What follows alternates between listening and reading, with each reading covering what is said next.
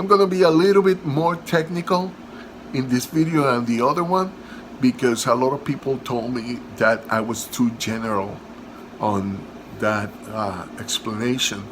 I'm not gonna be that technical, but I'm gonna be a little bit more technical so you know what is up.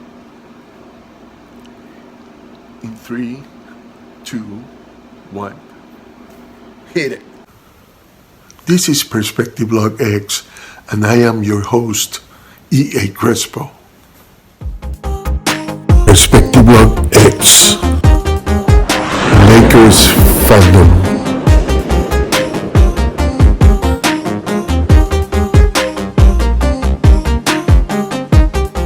We'll go really quick into the theme of this video, but before, please subscribe, like, and share. You know why? So I want to ask a question. Do you think that Rondo is going to make a difference on the positive side or on the negative side in the playoffs?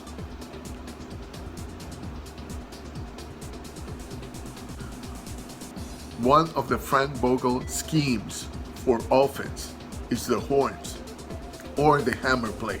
And the problem with those schemes depend a lot on how the shooters at the corners are as a threat, because they can spread the floor that way. But because Danny Green and Kyle Kuzma haven't been consistent during the year trying to take those shots, it's been really difficult. Usually they have to come off from some screen at the top of the key to shoot a three, where Kyle Kuzma is a better shooter of three-point shots than what he's been at the corner, though he's better at that. The Lakers defensively, they have now a better team and a better wing defender than what they have at the beginning. At the beginning, Kuzma was a defensive liability. Now, he's a really good defender. With OKC, I need that a little bit, but it's not gonna be a big issue. The problem is who is switching to guard CP3. But I think because of Kuzma improvement and AD's ability to guard guards and to guard from the top of a key, that not only helps against the Thunder, but it will help against the Rockets too. So that's why I made the other video. A lot of people told me that I didn't go into specifics with why the Lakers would have a good win against Houston, and it's because I think defensively they are starting to figure out certain things, like keeping AD up is not a bad thing, up to the three-point line. AD, Anthony Davis, was originally trained as a guard. He was a point guard in his team, and then he went to a growth spurt that got him to now play either power forward or center. OKC is gonna use something similar to the 2-3 zone against the Lakers. That is because the Lakers' outside shooting hasn't been the best. But when the Lakers faced Miami, they figured out how to attack that.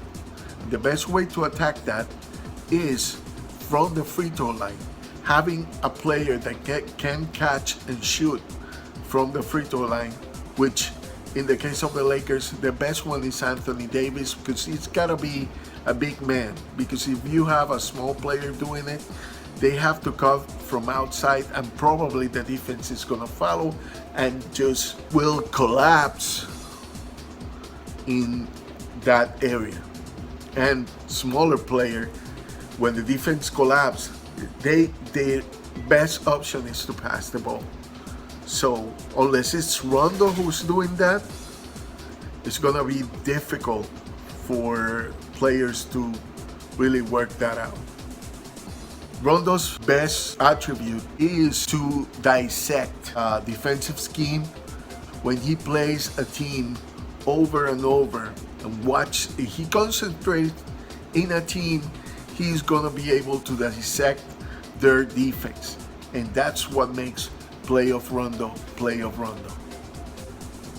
I got a question for you.